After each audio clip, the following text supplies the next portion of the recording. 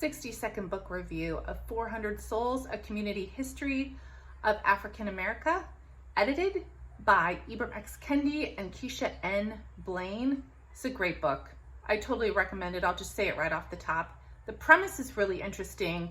They took the 400-year history of people of color in America from 1619 to 2019, and they divided it into 5-year chunks, and they handed those chunks to a writer, and those writers were charged with creating an essay or a poem about their 5-year span. And the writers are people like Ibram, and then also Isabel Wilkerson, and just like all these people who have just a depth of knowledge about the African American experience. And I learned a lot about different historical figures that I'd never heard of before, or events I'd never heard of.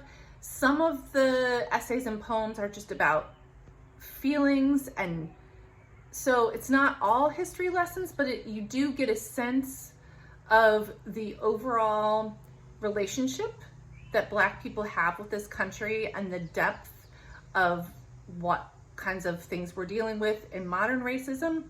I recommend that you listen to the audiobook version.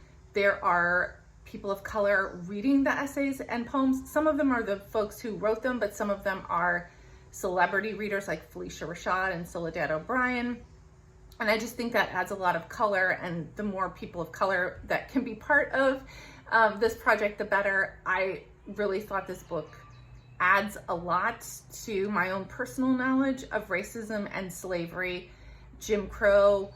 Oh my God, I learned so much about the KKK, and it was just really good. So highly recommend it. 4 stars for 400 Souls, edited by Ibram X. Kendi and Keisha N. Blain.